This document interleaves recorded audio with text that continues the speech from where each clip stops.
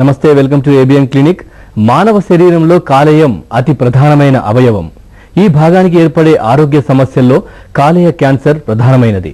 కాలేయ క్యాన్సర్ ఎందుకు వస్తుంది, దీనికి చికిత్స ఏంటి వంటి వివరాలకు మనకు అందించేందుకు ప్రముఖ surgical gastroenterologist and liver transplantation surgeon మరియు national institute of gastroenterology and liver disease director doctor R V Raghavendra Rao గారు మనతో పాటు ఉన్నారు. వారిని అడిగి మరిన్ని వివరాలు తెలుసుకుందాం. డాక్టర్ గారు నమస్కారం. డాక్టర్ గారు, మానవ శరీరంలో ఈ లివర్ అనేది చాలా ప్రధానమైనది అని అంటారు. అసలు ఈ లివర్ కి క్యాన్సర్ ఎందుకు వస్తుంది? లివరు మనం తిన్న ఆహారాన్ని అంతా కూడా జీర్ణం చేయడంలో ప్రధాన పాత్ర పోషించేటువంటి ఒక ముఖ్యమైన అవయవం. దీంట్లో ఇది నిరంతరాయంగా పనిచేస్తుండడంతో అనేక రకాల విష పదార్థాలకు కానివ్వండి, రసాయనాలకు కానివ్వండి, లివర్ యొక్క ఎక్స్పోజర్ జరుగుతూ ఉంటుంది. ముఖ్యంగా మనం తిన్న ఆహారంలో ఉండేటువంటి అనేక రకాల విష పదార్థాలు, అది ఆల్కహాల్ కానివ్వండి, వేరే విష పదార్థాలు కానివ్వండి, ఇవన్నీ కూడా ఫస్ట్ టైం మనకి ముందరగా లివర్ నుంచి పాస్ కావడం జరుగుతుంది. సో వీటి యొక్క దుష్ప్రభావాలు ఏవైతే ఉంటాయో ఎక్కువగా లివర్ పైన పడే అవకాశాలు, కాలేయం మీద పడే అవకాశాలు ఉంటాయి. సో అందువల్ల లివర్లో క్యాన్సర్ రావడానికి అతి ముఖ్యమైన కారణంగా మనం దీర్ఘకాలంగా ఆల్కహాల్, మద్యపానాన్ని తీసుకోవడాన్ని ఒక ముఖ్య కారణంగా చెప్పవచ్చు. ఇదే కాకుండా లివర్కి వచ్చేటువంటి అనేక రకాల ఇన్ఫెక్షన్లు, ముఖ్యంగా హెపటైటిస్ బి ఇన్ఫెక్షన్ కానివ్వండి, హెపటైటిస్ సి ఇన్ఫెక్షన్ కానివ్వండి, ఇవి కనుక ట్రీట్మెంట్ లేకుండా దీర్ఘకాలం కనుక ఈ ఇబ్బందులు, వైరల్ ఇన్ఫెక్షన్స్ కనుక కాలేయంలో పేర్కొని పోతే అవి తీవ్ర పరిణామాలు, ఒక్కొక్కసారి క్యాన్సర్కి కూడా దారితీసే అవకాశం ఉంటుంది. ఇవి కాకుండా కొన్ని సందర్భాల్లో కొన్ని జన్యుపరమైన లోపాలు, అవి వంశపారంపర్యంగా వచ్చే లోపాలు కానివ్వండి, పుట్టుకతో వచ్చినటువంటి జన్యు లోపాలు కానివ్వండి, ముఖ్యంగా హీమోసైడ్రోసిస్ అని, విల్సన్స్ డిసీజ్ అని, ఈ విధంగా అనేక రకాల జన్యుపరమైన లోపాలు లేకపోతే జన్యుపరమైన ఇబ్బందుల మూలంగా లివర్లో క్యాన్సర్ వచ్చే అవకాశాలను కూడా మనం చూస్తూ ఉంటాం. అసలు కాలేయానికి వచ్చే ఈ క్యాన్సర్ చాలా ప్రధానమైనది, ప్రమాదమైనది కూడా అన్నారు మీరు. అసలు దీనికి రావడానికి అసలు జన్యుపరంగా, ఈ వంశపారంపర్యంగా కానీ ఇలాంటి ఏమైనా అవకాశాలు ఉన్నాయంటారా? ముఖ్యంగా ఈ కాలేయ క్యాన్సర్ స్పెసిఫిక్ గా జన్యుపరమైన లోపాల మూలంగానే అన్ని సందర్భాల్లో వస్తుందని మనం చెప్పలేం. చాలా మటుకు సందర్భాల్లో సుమారు 100% మందిలో ఇది ఆల్కహాల్ మూలంగా కానివ్వండి, viral infections, hepatitis B, hepatitis C ఇలాంటి వైరస్ ఇన్ఫెక్షన్స్ మూలంగా వస్తాయి. అయితే కొందరిలో, ముఖ్యంగా చిన్న వయసులో ఉన్న వాళ్ళలో, అంటే 10-12 సంవత్సరాల లోపలే కొన్ని సందర్భాల్లో మనము ఈ జన్యుపరమైన లోపాల మూలంగా ఈ కాలేయంలో క్యాన్సర్ రావడం మనం చూస్తుంటాం. అయితే దీనికంటే ముందర, కాలేయంలో క్యాన్సర్ వచ్చేదానికి ముందరే ముఖ్యంగా జన్యు లోపాలు ఉన్న వాళ్ళలో లివర్ ఫస్ట్ డ్యామేజ్ అవుతుంది. దాని లోపల లివర్ గట్టిపడ్డము, సిర్రోసిస్ లాంటి పరిణామాలు ఏర్పడ్డము, లివర్ సిర్రోసిస్ లో నుంచి ఈ క్యాన్సర్ ఉత్పత్తి కావడం మనం చూస్తూ ఉంటాం. అంటే ఈ క్యాన్సర్ ని నిర్లక్ష్యం చేస్తే ఇతర భాగాలకు ఏమైనా స్ప్రెడ్ అయ్యే అవకాశాలు ఉన్నాయంటారా? తప్పకుండా. క్యాన్సర్ యొక్క ఒక ముఖ్యమైన లక్షణం ఏంటంటే అది ఉన్న చోట ఉండదు. అది శరీరంలో ఏ భాగంలో క్యాన్సర్ వచ్చినా కానీ, అది జీర్ణకోశ వ్యవస్థకు సంబంధించింది కానివ్వండి, ప్యాన్క్రియాస్ కి సంబంధించింది కానివ్వండి, లివర్ కి సంబంధించింది కానీ, మరి శరీరంలో మరే ఇతర భాగానికి ఉన్నా కానీ దాని యొక్క టెండెన్సీ ఏంటి అంటే ఉన్న భాగం నుంచి వేరే భాగాలకి స్ప్రెడ్ కావడం. ముఖ్యంగా లివర్ క్యాన్సర్ లాంటివి. ఎందువల్లంటే లివర్ లోపల రక్త సరఫరా చాలా అధికంగా ఉంటుంది. శరీరంలో మిగిలిన భాగాలతో మనం పోల్చుకొని చూస్తే లివర్కి అత్యధికంగా రక్త సరఫరా అనేది జరుగుతుంటుంది. సో లివర్లో ఏ మూల క్యాన్సర్ కణితి ఉన్నా దానికి అది బ్లడ్లోకి స్ప్రెడ్ అయ్యే అవకాశాలు ఎక్కువగా ఉంటాయి. బ్లడ్ నుంచి మిగిలిన రక్త సరఫరా నుంచి మిగిలిన అవయవాలకి స్ప్రెడ్ అయ్యే అవకాశాలు కూడా ఎక్కువగా ఉంటాయి. సో అందువల్ల లివర్ క్యాన్సర్ కూడా చాలా తొందరగానే లివర్ క్యాన్సర్ ఉత్పత్తి అయ్యి దాని కనుక మనము సరైన సమయంలో గుర్తించి ట్రీట్మెంట్ చేయకుండా ఉంటే మిగిలిన బాడీ పార్ట్స్కి స్ప్రెడ్ అయ్యే అవకాశాలు ఎక్కువగా ఉంటాయి. డాక్టర్ గారు, మనతో మాట్లాడడానికి భాస్కర్ రాజు గారు అనంతపురం నుండి కాల్ చేశారు. భాస్కర్ రాజు గారు, మీ సమస్య ఏంటో కానీ డాక్టర్ గారు ఉన్నారు. సార్ ఏం లేదు సార్, ఇట్లా నా కొడుకు 23 ఏళ్ళు ఒకసారి 15 రోజుల కింద బ్లడ్ 4 సార్లు బ్లడ్ వామిటింగ్ వచ్చింది. వచ్చిన తర్వాత ఏమైందంటే అర్జెంట్ గా వేరే బెంగళూరు తీసుకెళ్ళాము. అక్కడ ఎండోస్కోపిక్ చేసి లోపల అంతా అన్నవాయికి అంతా ఇదేంది, కొంచెం బుడపలు వచ్చినాయని దానికి ఒక రబ్బర్ బ్యాండ్ చేశారు సార్. రబ్బర్ బ్యాండ్ చేశారు. ఆ తర్వాత శరీరంలో కలిసిపోతాయని చెప్పారు. తర్వాత 2-3 సార్లు వచ్చింది. అట్లా కడుపులోకి వస్తే మళ్ళీ వెళ్ళిన తర్వాత ఏమైనా లివర్ లో ప్రాబ్లం ఉందేమో అని లివర్ బయాప్సీ చేపించాను సార్. లివర్ బయాప్సీ చేపిస్తే లివర్ బయాప్సీలు కూడా ఏం లేదని వచ్చింది. ఎందుకు అట్లా జరిగింది, చిన్న వయసులోనే ఎందుకు, దాన్ని తీసుకోవాల్సిన జాగ్రత్తలు కొంచెం చెప్తే మేము ఫ్యూచర్ లో బాగుంటాం సార్. ఎంత వయసు అన్నారు బాబుది? 23 సంవత్సరాలు సార్. పసిరికలు ఏమన్నా అయిందా ఈ మధ్య కాలంలో? లేదు సార్. 2 నెలల కింద, దాదాపు 5 నెలల కింద బ్లడ్ కొంచెం తక్కువ ఉందని చెప్పింటే బ్లడ్ ఎక్కించాం సార్. అంత తప్ప ఇంకేమీ జరగలేదు సార్. అయితే ఈ యొక్క వాంతిలో రక్తం పడ్డం అనేది ఇది ఒక పోర్టల్ హైపర్ టెన్షన్ అనే ఒక ఇబ్బందికి ఒక సూచన కావచ్చు. అంటే శరీరంలో ముఖ్యంగా అన్నవాహికలో కానివ్వండి, కడుపులో కానివ్వండి, రక్తనాళాలు ఉబ్బినప్పుడు, ఆ రక్తనాళాలు ప్రెషర్ పెరిగినప్పుడు అవి చిట్లడము, దాని నుంచి రక్తస్రావం జరగడం మనం చూస్తుంటాం. దీన్ని పోర్టల్ హైపర్ టెన్షన్ అంటాం. చాలా సందర్భాల్లో దీనికి మూల కారణము లివర్ యొక్క ప్రాబ్లమే ఉంటుంది. అంటే లివర్ సిర్రోసిస్. లివర్ ఎప్పుడైతే గట్టిపడుతుందో శరీరంలో రక్త సరఫరాలో అనేక రకాల మార్పులు వచ్చి పేగుల్లోని రక్తనాళాలు ఉబ్బే అవకాశం ఉంటుంది.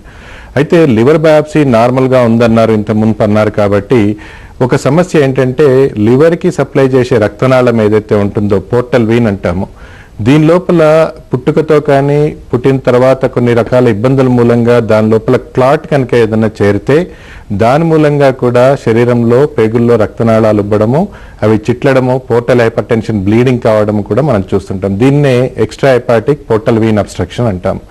ఇటువంటి సమస్య ఏమన్నా ఉందా అనేది కూడా మీ పిల్లవాడిలో చూసుకోవాల్సిన అవసరం ఉంటుంది. దీనికి అల్ట్రాసౌండ్ మీసెంట్రిక్ డాప్లర్ చేస్తే, కొన్ని సందర్భాల్లో అవసరాన్ని బట్టి సిటీ స్కాన్ చేస్తే తప్పనిసరిగా సమస్య యొక్క పూర్తి వివరాలు మనకి తెలిసే అవకాశం ఉంటుంది. రబ్బర్ బ్యాండ్ వేయడము ఇదంతా కూడా టెంపరీ ఫినామినా. అది మనకి ప్రెషర్ పెరగకుండా టెంపరీగా ఆపగలుగుతుంది. మూల కారణం కనుక మనం తెలుసుకుంటే దానికి శాశ్వత పరిష్కారం మనం చేయడానికి కొన్ని సందర్భాల్లో అవసరాన్ని బట్టి ఆపరేషన్ చేయడం ద్వారా కూడా సమస్యకి పూర్తిగా శాశ్వత పరిష్కారం మనం కనుక్కోవచ్చు. అయితే ఒకవేళ పరీక్షలన్నీ కనుక అయిపోయి ఉంటే ఒకసారి తప్పకుండా పిల్లవాడిని తీసుకొని ఆ పాత రికార్డ్స్ అన్ని తీసుకొని ఒకసారి వస్తే, నేను నేషనల్ ఇన్స్టిట్యూట్ ఆఫ్ గ్యాస్ట్రోఎంట్రాలజీలో ఉంటాను.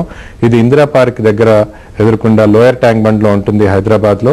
Day time on any working day మీరు వచ్చి కలిస్తే తప్పనిసరిగా పూర్తి వివరాలు మనం పరీక్ష చేసి తర్వాత ఏంటి పరిష్కార మార్గం అనేది మనం సూచన చేయడానికి వీలవుతుంది. డాక్టర్ గారు ఇందాక కాలర్ అడిగారు, అంటే తను చెప్పారు లివర్ బయాప్సీ చేయించామని చెప్పేసి. అసలు ఈ క్యాన్సర్ ఉన్న పేషెంట్కి లివర్కి బయాప్సీ చేయించిన తర్వాత లివర్ రీగ్రోత్ అయ్యే అవకాశాలు ఉన్నాయంటారు? అంటే జనరల్ గా ఏ స్టేజ్ లో ఉన్నప్పుడు ఈ బయాప్సీ చేస్తే బాగుంటుంది? అంటే ఒక విధంగా చాలా చక్కటి ప్రశ్న అడిగారు మీరు. ఎందువల్ల అంటే ఇన్ జనరల్ మనము క్యాన్సర్ అనగానే బయాప్సీ పరీక్ష చేయాలి అనేది మనకి టెక్స్ట్ బుక్ డిస్క్రిప్షన్. మనం మామూలుగా బయాప్సీ ద్వారా కన్ఫర్మ్ చేయాలనేది ఒక రూల్ లాగా మనం చెప్పుకోవచ్చు. అయితే లివర్ క్యాన్సర్ కానీ ప్యాన్క్రియాస్ క్యాన్సర్ కానీ అనుమానం ఉన్నప్పుడు, అంటే ఇది ఇంతకు మునుపు మనకు కాల్ చేసిన వ్యక్తితో ఎటువంటి సంబంధం లేదు, ఆ పిల్లవాడికి ఈ సంబంధమైన ఇబ్బందులు ఏం లేవు, అది డిఫరెంట్ ప్రాబ్లమ్. అయితే మీరు అడిగిన ప్రశ్నకి సమాధానం ఏంటంటే లివర్ క్యాన్సర్ లో ఒకవేళ అనుమానం ఉంటే, లివర్ లోపల గడ్డ ఉంది, అది క్యాన్సర్ అయ్యే అవకాశాలు ఉన్నాయి అన్నప్పుడు మనం దానికి బయాప్సీ చెయ్యం. ఎందువల్లంటే లివర్ లో కానీ ప్యాన్క్రియాస్ లో కానీ క్యాన్సర్ ఉన్నప్పుడు బయాప్సీ చేస్తే అది మిగిలిన భాగాలకి స్ప్రెడ్ అయ్యే అవకాశాలు ఎక్కువగా ఉంటాయి. అందువల్ల ఇన్ జనరల్ దాన్ని మనము రేడియోలాజికల్ ఇన్వెస్టిగేషన్స్ అంటే సిటీ స్కాన్ ద్వారా కానివ్వండి, ఎంఆర్ఐ ద్వారా కానివ్వండి, అదేవిధంగా కొన్ని రకాల రక్త పరీక్షలు ఉంటాయి, ట్యూమర్ మార్కర్స్ అంటాము. ఈ ట్యూమర్ మార్కర్ పరీక్షలు చేయడం ద్వారా ఇది క్యాన్సరా కాదా అనేది నిర్ధారణ చేసి దానికి ట్రీట్మెంట్ చేయడం జరుగుతుంది. కొన్ని సందర్భాల్లో ఇది క్యాన్సర్ అయ్యే అవకాశాలు తక్కువగా ఉన్నాయి, లేదా క్యాన్సర్ బాగా స్ప్రెడ్ అయి ఉంది, ఫర్దర్గా మనం ఆపరేషన్ చేయలేని పరిస్థితి ఉంది, అటువంటి సందర్భాల్లో మాత్రమే, సెలెక్టెడ్ కేసెస్లో మాత్రమే లివర్ బయాప్సీ చేయడం జరుగుతుంది. అంటే రీగ్రోత్ అయ్యే అవకాశాలు ఉంటాయంటారా? లివర్ క్యాన్సర్ ట్రీట్మెంట్ తర్వాత, అంటే లివర్ ఆపరేషన్ చేసి లివర్ భాగాన్ని కనుక పూర్తిగా తొలగిస్తే, ఆపరేషన్ ద్వారా క్యాన్సర్ ఉన్న భాగాన్ని తొలగిస్తే లివర్ తిరిగి పెరిగే అవకాశాలు ఉంటాయి. అయితే లివర్కి ఒక్కటే ఈ యొక్క విధమైన ప్రత్యేకత ఉంది. శరీరంలో ఏ భాగం కూడా దాన్ని తొలగించిన తర్వాత, దాంట్లో ఒక భాగాన్ని తొలగించిన తర్వాత తిరిగి నార్మల్ స్థాయికి పెరిగే అవకాశాలు లేవు. లివర్లో మాత్రము తిరిగి లివరు తన పూర్తి స్థాయికి కోలుకుండే అవకాశాలు ఉంటాయి. దీన్ని ఆధారంగా చేసుకునే మనం లివర్ క్యాన్సర్ ఉన్నప్పటికీ కూడా ఎటువంటి భయం లేకుండా రాడికల్ ఆపరేషన్ కనుక చేయగలిగితే, దీన్నే హెపటెక్టమీ ఆపరేషన్ అంటారు. ఈ ఆపరేషన్ ద్వారా క్యాన్సర్ని పూర్తిగా తొలగించడానికి వీలవుతుంది. తిరిగి రోగికి లివర్ పెరగడం ద్వారా తిరిగి నార్మల్ లివర్ ఫంక్షన్ వచ్చే అవకాశాలు కూడా మెరుగ్గా ఉంటాయి. అలాగే మీరు ఇందాక అన్నట్టుగా హెపటెక్టమీ ఆపరేషన్ చేయడానికి మామూలుగా పేషెంట్ కండిషన్ ఏ విధంగా ఉండాలి? తనకి షుగర్ కానీ బీపీ కానీ ఇలాంటివి ఉన్నప్పుడు తనని కంట్రోల్ ఏ విధంగా నార్మల్ చేస్తారు? ఇది చాలా ముఖ్యమైన ప్రశ్న. ఎందువల్ల అంటే హెపటెక్టమీ ఆపరేషన్ అనేది అంటే లివర్లో క్యాన్సర్ ఉన్నప్పుడు దానికి చేసేటువంటి మేజర్ రాడికల్ ఆపరేషన్ ఏదైతే ఉంటుందో అది టెక్నికల్గా శరీరంలో జరిగే అనేక రకాల ఆపరేషన్లో ఒక విధంగా చెప్పాలంటే చాలా కాంప్లికేటెడ్ ఆపరేషన్. ఇటువంటి కాంప్లికేటెడ్ ఆపరేషన్ చేయడానికి ముందరగా పేషెంట్ని ప్రిపరేషన్ చేయడం అనేది చాలా ముఖ్యం. దీని గురించే ఈ లివర్ క్యాన్సర్ ఉన్న పేషెంట్లను ఒక టీమ్ ఆఫ్ డాక్టర్స్ అంతా కూడా ఆపరేషన్ ముందర పరీక్ష చేయడము, ఆ పరీక్ష చేసిన తర్వాత ఈ యొక్క ఆపరేషన్ పరిస్థితి, దాన్ని చేయాల్సిన విధానము, దాని తర్వాత తీసుకోవాల్సిన జాగ్రత్తల గురించి కూలంకుషంగా చర్చించుకోవడం టీంలో ఇది చాలా ముఖ్యం.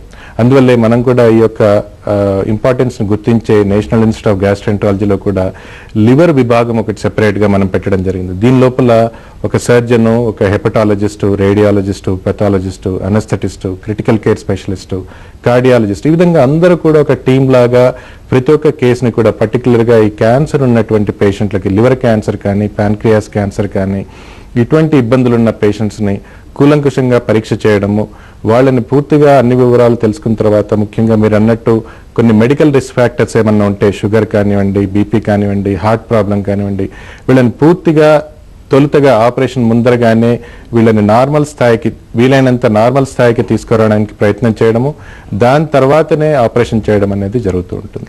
డాక్టర్ గారు, మీరు అంతర్జాతీయ స్థాయిలో ఈ కాలేయ వ్యాధికి సంబంధించి వివిధ పరిశోధనలు చేశారు, అంటే పరిశ్రమలు వాటికి సంబంధించినటువంటివి. వాటిలో మీరు ఈ మధ్య కాలంలో గుర్తించిన అంశాలు ఏంటి? అంటే వీటి వ్యాధికి సంబంధించి క్యాన్సర్కి సంబంధించి ఈ మధ్య కాలంలో మనకి తెలుస్తున్నటువంటివి అనేక రకాల విషయాలు ఏవైతే సోషల్ ఇంపాక్ట్ ఉంటాయో అందులో ముఖ్యమైనది ఒకటి, ఈ వైరస్ ఇన్ఫెక్షన్స్ని కనుక మనం కంట్రోల్ చేయగలిగితే, హెపటైటిస్ బి వైరస్ కానీ హెపటైటిస్ సి వైరస్ కానీ దీని యొక్క స్ప్రెడ్ కనుక మనం కంట్రోల్ చేయగలిగితే చాలా మటుకు కూడా లివర్ క్యాన్సర్ రాకుండా మనం జాగ్రత్త పడవచ్చు. ఈ విషయాన్ని గుర్తించే మీరు ఇప్పుడు సౌత్ ఈస్టర్న్ కంట్రీస్ కానివ్వండి, ఫార్ ఈస్టర్న్ కంట్రీస్, జపాన్ కానివ్వండి, కొరియా కానివ్వండి, తైవాన్ కానివ్వండి, ఈ కంట్రీస్లో కూడా mass vaccination programmes governments take up చేశాయి. అదే విధానంలో మన కంట్రీలో కూడా హెపటైటిస్ బి యొక్క ప్రివలెన్స్ చాలా ఎక్కువగా ఉంది. హెపటైటిస్ బి అనేది చాలా కామన్గా మనం చూసేటువంటి లివర్ ఇన్ఫెక్షన్. సో దీనికి కూడా మాస్ వ్యాక్సినేషన్ ప్రోగ్రామ్స్ మనం చేయగలిగితే చాలా మటుకు కూడా ఈ లివర్ క్యాన్సర్ని రాకుండా మనం జాగ్రత్త పడవచ్చు. దీని యొక్క ఇంపార్టెన్స్ని గుర్తించే ప్రపంచ ఆరోగ్య సంస్థ కూడా హెపటైటిస్ బి వ్యాక్సినేషన్ అనేది కంపల్సరీగా యూనివర్సల్ ఇమ్యునైజేషన్ ప్రోగ్రాంలో చేర్చడం జరిగింది.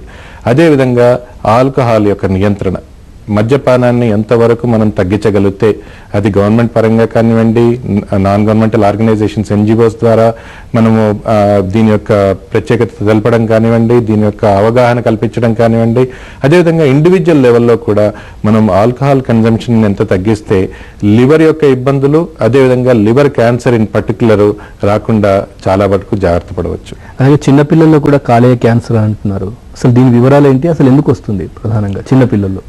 చాలా చిన్న వయసు ఉన్న పిల్లల్లో కూడా లివర్ యొక్క క్యాన్సర్ని మనం చూస్తుంటాం. చాలా మంది మరి నన్ను అడుగుతుంటారు, డాక్టర్ గారు మరి మీరు ఫలానా దురలవాట్లు ఉంటే లేకపోతే వైరస్ ఇన్ఫెక్షన్ ఉంటే పిల్లవాళ్ళకి, మన పేషెంట్స్కి లివర్ క్యాన్సర్ వస్తుంది అంటారు కదా, మరి పిల్లల్లో ఎందువల్ల వస్తుంది అనేది చాలా కామన్గా నాకు అడిగే ప్రశ్న.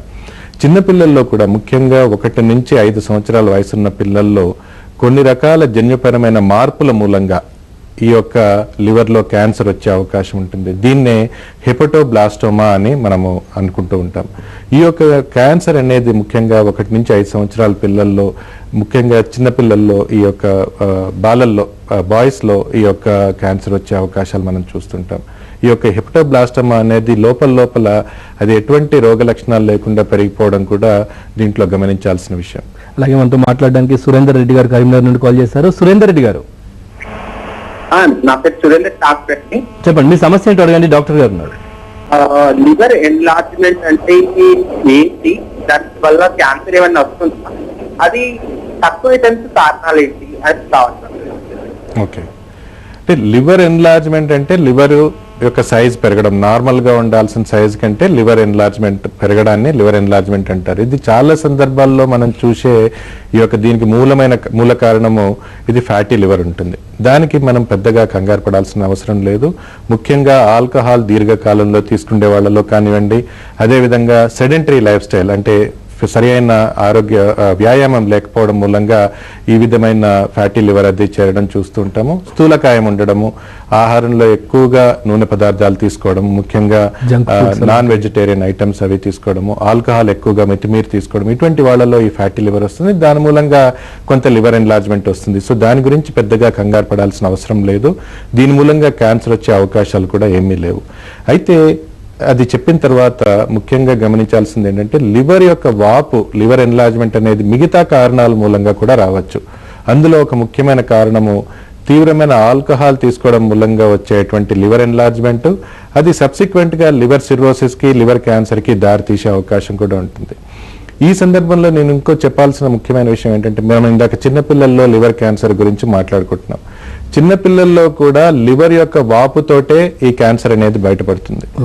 మనం ఎప్పుడో పిల్లవాడికి పౌడర్ రాస్తున్నప్పుడు, స్నానం చేపిస్తున్నప్పుడు, కడుపు మీద చేయి పెట్టినప్పుడు కడుపు మీద వాపు ఉండడము, ఆ వాపు చూసి భయపడి మనం వెంటనే పీడియాట్రిషియన్ దగ్గరికి వెళ్తే చిన్నపిల్లల డాక్టర్ చూసి దాన్ని లివర్ వాపు లేకపోతే దాంట్లో లివర్ క్యాన్సర్ ఉంది అనేది సబ్సిక్వెంట్ గా టెస్ట్ లో నిర్ధారణ కావడం కూడా మనం అనేక సందర్భాల్లో చూస్తుంటాం. సో లివర్ యొక్క వాపు వచ్చిందంటే దాన్ని నెగ్లెక్ట్ చేయకుండా వెంటనే వైద్య సలహా తీసుకోవడము, అది ఏ కారణం మూలంగా వచ్చింది అనేది తెలుసుకోవడం చాలా ముఖ్యము. చాలా సందర్భాల్లో సులభమైన పరీక్షలు, అల్ట్రాసౌండ్ పరీక్ష కానివ్వండి, లివర్ ఫంక్షన్ టెస్ట్ కానివ్వండి, వైరల్ స్క్రీన్ పరీక్ష, ఈ విధమైన చిన్న చిన్న పరీక్షలు చేసుకుంటే లివర్ వాపు ఎంత ఉంది, దీని యొక్క మూల కారణం ఏంటి, దీని యొక్క పర్యవసనాలు ఎలా ఉంటాయి అనే విషయాల్ని పూర్తిగా కనుక్కుండే అవకాశం ఉంటుంది. డాక్టర్ గారు, లివర్ క్యాన్సర్లో కూడా ఏ స్టేజ్లో పేషెంట్ మీ దగ్గరికి వస్తే సేవ్ చేయడానికి ఉంటుంది? అసలు అంటే స్టార్టింగ్ స్టేజ్ ఎలా గుర్తించడం? ఐడియల్ గా మీరు అన్నట్టు ఏ స్టేజ్ లో వస్తే మీరు ట్రీట్ చేయడానికి వీలవుతుంది అంటే, క్యాన్సర్ మొదలు కాగానే వస్తే బాగుంటుందండి అంటారు. ఎందుకంటే 1వ స్టేజ్ లో క్యాన్సర్ ని క్యూర్ చేసే అవకాశాలు మెరుగ్గా ఉంటాయి. అయితే మరి 1వ స్టేజ్ లోనే మనం క్యాన్సర్ ని గుర్తించవచ్చా అంటే 100కి 90 సార్లు అది కాని పని, పర్టికులర్ గా మన కంట్రీలో, ఇండియాలో. ఎందువల్ల నేను ఈ విషయం చెప్తున్నానంటే, ఈ యొక్క క్యాన్సర్ యొక్క ప్రివలెన్స్ ఎక్కువగా ఉన్న కంట్రీస్ లో మాస్ స్క్రీనింగ్ ప్రోగ్రామ్స్ చేస్తారు. అంటే ప్రతి ఒక్కళ్ళు కూడా ఎవరైతే హై రిస్క్ ఇండివిజువల్స్ ఉంటారో, నేను ఇంత మునుపుగా చెప్పినట్టు లివర్ క్యాన్సర్ ముఖ్యంగా ఆల్కహాల్ ఎక్కువగా తీసుకునే వాళ్ళలో, లేదా హెపటైటిస్ బి కానీ హెపటైటిస్ సి వైరస్ కానీ దీర్ఘకాలంగా ట్రీట్మెంట్ చేయబడకుండా ఉన్న వాళ్ళల్లో ఈ లివర్ క్యాన్సర్ వచ్చే అవకాశాలు ఎక్కువగా ఉంటాయి. ఇటువంటి ఈ యొక్క రిస్క్ ఫ్యాక్టర్స్ ఉన్న పేషెంట్స్ ఎవరైతే ఉంటారో వాళ్ళని కనుక మనం తరచూ 6 నెలలకి 1 ఇయర్కి సులభమైన అల్ట్రాసౌండ్ పరీక్ష, ట్యూమర్ మార్కర్ పరీక్షలు, ఆల్ఫా ఫీటో ప్రోటీన్ టెస్ట్ అనేది ఉంటుంది. ఈ యొక్క పరీక్ష, ఎల్ఎఫ్టి పరీక్షలు చేయడం ద్వారా మనం రెగ్యులర్ గా కనుక వీళ్ళని వైద్య పర్యవేక్షణలో ఉంచితే వాళ్ళలో తొలి స్టేజ్లోనే మీరు అన్నట్టుగా క్యాన్సర్ని గుర్తించే అవకాశం ఎక్కువగా ఉంటుంది. వాళ్ళలో క్యూర్ చేసే అవకాశం, మనము ఆపరేషన్ ద్వారా కానివ్వండి, ఇతర ప్రక్రియల ద్వారా కానివ్వండి, ఈ క్యాన్సర్ని పూర్తిగా తొలగించి తిరిగి పేషెంట్కి నార్మల్ లైఫ్నిచ్చే అవకాశాలు మెరుగ్గా ఉంటాయి. అన్ఫార్చునేట్లీ, దురదృష్టం కొద్దీ మన దగ్గరకు వచ్చే పేషెంట్స్లో చాలా మందికి కూడా ఈ స్టేజ్లో క్యాన్సర్ని కనుక్కోవడం, ఫస్ట్ స్టేజ్లో క్యాన్సర్ని కనుక్కోవడం చాలా కష్టం. మన దగ్గరకు వచ్చేప్పటికి క్యాన్సర్ ముదరడమే కాకుండా క్యాన్సర్ బ్యాక్గ్రౌండ్లో ఏదైతే లివర్ ఉంటుందో ఆ కాలేయం కూడా పూర్తిగా డ్యామేజ్ అయ్యి సిర్రోసిస్ స్టేజ్లోకి చేరే అవకాశం ఉంటుంది. ఇటువంటి సిర్రోటిక్ స్టేజ్లో క్యాన్సర్ ఉన్నప్పుడు, దాని లోపల అడ్వాన్స్డ్ క్యాన్సర్ ఉన్నప్పుడు దాన్ని ట్రీట్ చేయడం అనేది చాలా కష్టం. అయినప్పటికీ కూడా 2వ స్టేజ్ 3వ స్టేజ్లో ఉన్న క్యాన్సర్కి కూడా మనం పూర్తిగా తొలగించడానికి, తిరిగి రోగికి నార్మల్ లైఫ్ ఇవ్వడానికి కూడా మనం ప్రయత్నం చేయవచ్చు. అంటే ఆ టైంలో లివర్ ట్రాన్స్ప్లాంటేషన్ చేయడం, లివర్ మార్పిడి ఇలా ఏమైనా చేయడానికి ఉంటుందా? ఎలా చేస్తుంటారు? ఇది ఈ మధ్య కాలంలో చాలా పాపులర్ అవుతున్నటువంటి ఒక ప్రక్రియ అని చెప్పవచ్చు. వరల్డ్ ఓవర్ గా కూడా లివర్ క్యాన్సర్ కి లివర్ మార్పిడి అనేది, లివర్ ట్రాన్స్ప్లాంటేషన్ అనేది కొత్తగా వచ్చినటువంటి, ఒక నూతనంగా వచ్చినటువంటి ఒక ప్రక్రియ అని చెప్పుకోవచ్చు. అయితే మరి అందరు క్యాన్సర్ పేషెంట్లకి కూడా లివర్ ట్రాన్స్ప్లాంటేషన్ చేసేయచ్చు కదా అంటే అది కుదరని పని. లివర్ క్యాన్సర్ లో ఒక పర్టికులర్ స్థాయి వరకు లివర్ క్యాన్సర్ కనుక లివర్ లోనే ఉంది, అది కూడా మనకి కావాల్సినటువంటి మనకి కొన్ని రకాల అంచనా వేయడానికి కొన్ని రకాల మనకి ఇవి ఉంటాయి, స్కోరింగ్స్ ఉంటాయి, స్కోరింగ్ సిస్టమ్స్ ఉంటాయి. ఈ అంచనాలో గనక అది ఫిట్ అవుతే, అది లివర్ ట్రాన్స్ప్లాంటేషన్ ద్వారా పేషెంట్కి బెనిఫిట్ అవుతుంది అంటే తప్పకుండా మనం లివర్ మార్పిడి చేసి పేషెంట్ని సేవ్ చేసే అవకాశం ఉంటుంది. అయితే ఒక్కసారి కనుక లివర్ నుంచి, కాలేయం నుంచి మిగిలిన పార్ట్స్కి కనుక క్యాన్సర్ స్ప్రెడ్ అయినా, లేకపోతే నేను ఇంత ముందు చెప్పినట్టు అంచనా వేసేటువంటి ఒక స్కోరింగ్ సిస్టమ్స్లో అది ఫిట్ కాకపోయినా మనము లివర్ ట్రాన్స్ప్లాంటేషన్ అనేది చేయడం కుదరదు. ఏదేమైనా కొద్ది పర్సెంటేజ్ ఆఫ్ పేషెంట్స్లో, అందరిలో కాకపోయినప్పటికీ కూడా కొద్ది మంది పేషెంట్స్లో తప్పనిసరిగా మనము ఈ లివర్ ట్రాన్స్ప్లాంటేషన్ ప్రక్రియ అనేది ఉపయోగించి లివర్ క్యాన్సర్ ఉన్న పేషెంట్స్ కూడా తిరిగి నార్మల్ లైఫ్ ఇచ్చే అవకాశాలు ఉంటాయి. అలాగే నెక్స్ట్ కాలర్ సౌత్ కొరియా నుండి రాజశేఖర్ గారు కాల్ చేశారు. రాజశేఖర్ గారు, అవునండి. హలో, మీ సమస్య ఏంటో అడగండి, డాక్టర్ గారు ఉన్నారు. సార్, నాకు 3 years బ్యాక్ క్రోనిక్ ప్యాంక్రియాటైటిస్ అని చెప్పారండి. Chronic pancreatitis. Okay, pancreatitis, okay అని చెప్పారండి. సో 3 years నుంచి నేను ట్రీట్మెంట్ తీసుకుంటున్నాను. ఓకే, అంటే మెడిసిన్స్ యూజ్ చేస్తున్నాను. ఓకే, అంటే ప్రజెంట్ అయితే పెయిన్ అది ఏం లేదు. ఓకే. ఇప్పుడు మొన్న ఒకసారి జస్ట్ జనరల్ టెస్ట్ చేస్తే లివర్ కొంచెం ఇన్ఫ్లమేషన్ ఉందని చెప్పారు. ఓకే. సో ఇప్పుడు ఈ మెడిసిన్స్ అలా ఎక్కువ యూజ్ చేయించండి, లేకపోతే ఈ ప్యాంక్రియాస్, ఆ తర్వాత ప్యాంక్రియాస్ లో కొన్ని స్టోన్స్ ఉండిపోయాయి అంట, స్టోన్స్ తీయడం అవదని చెప్పారు. Okay, okay. ఎంత వయసు అన్నారు మీది? నాకు 40 years అండి. ఓకే.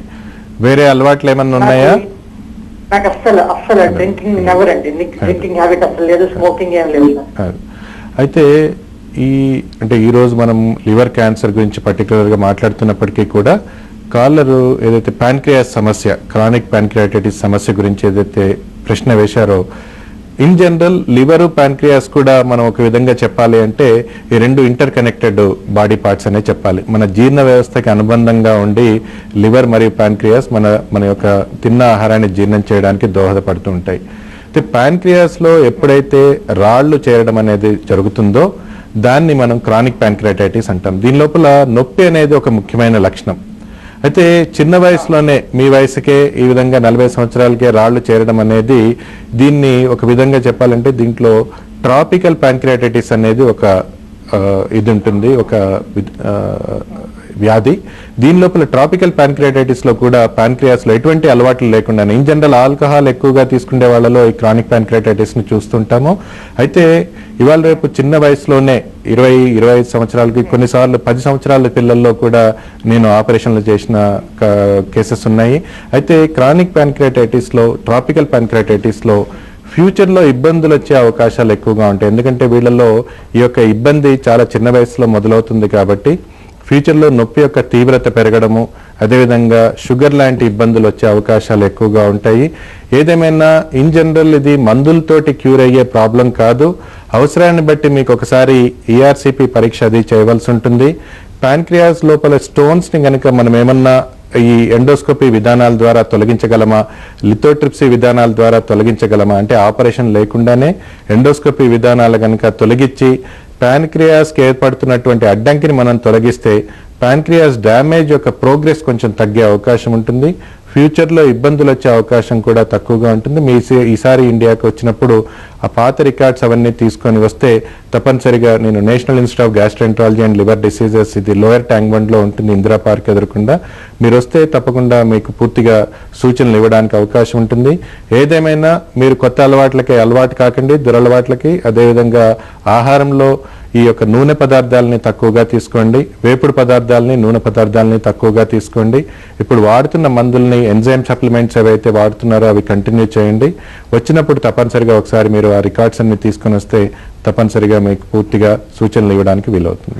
డాక్టర్ గారు, కాలేయ క్యాన్సర్కి సంబంధించి ఆపరేషన్లు ఎలా నిర్వహిస్తారు, అసలు వీటి వివరాలు ఏమైనా ఉంటే చెప్పండి. లివర్లో ఎప్పుడైతే క్యాన్సర్ వస్తుందో, లివర్ క్యాన్సర్ చాలా సందర్భాల్లో దాన్ని రాడికల్ ఆపరేషన్ తీసేయడం ఒక్కటే ఒక ముఖ్యమైన ట్రీట్మెంట్ విధానంగా మనం చెప్పుకోవచ్చు. In general cancer, solid organs కి క్యాన్సర్ ఎక్కడొచ్చినా ముఖ్యంగా జీర్ణ వ్యవస్థలో, అది పేగుకు కానివ్వండి, కడుపుకు కానివ్వండి, అన్నవాహిక అంటే ఇసోఫేగస్ కి కానివ్వండి, లేదా ప్యాన్క్రియాస్ ఆర్ లివర్ క్యాన్సర్ కానివ్వండి, వీటికి రాడికల్ ఆపరేషన్ ద్వారా క్యాన్సర్ని పూర్తిగా తొలగించడం అనేది ఒక ముఖ్యమైన ప్రక్రియగా చెప్పుకోవచ్చు. దీన్నే హెపటెక్టమీ ఆపరేషన్ అంటారు. అయితే అన్ని సందర్భాల్లో హెపటెక్టమీ ఆపరేషన్ చేయాల్సిన అవసరం పడదు. కొన్నిసార్లు చాలా తొలి దశలో కనుక మనం క్యాన్సర్ని గుర్తించినా, లేదా క్యాన్సర్తో పాటుగా లివర్ డ్యామేజ్ ఎక్కువగా ఉంది, దీన్ని మనం ఫర్దర్గా క్యాన్సర్ ఆపరేషన్ చేస్తే, రాడికల్ ఆపరేషన్ చేస్తే లివర్ తట్టుకోలేదు, శరీరం తట్టుకోలేదు అనేటువంటి మనకు అనుమానాలు ఉన్నా దాన్ని వేరే టెక్నిక్స్ అంటే రేడియో ఫ్రీక్వెన్సీ అబ్లేషన్ టెక్నిక్ అని అంటే ఆర్ఎఫ్ఏ టెక్నిక్ అంటారు.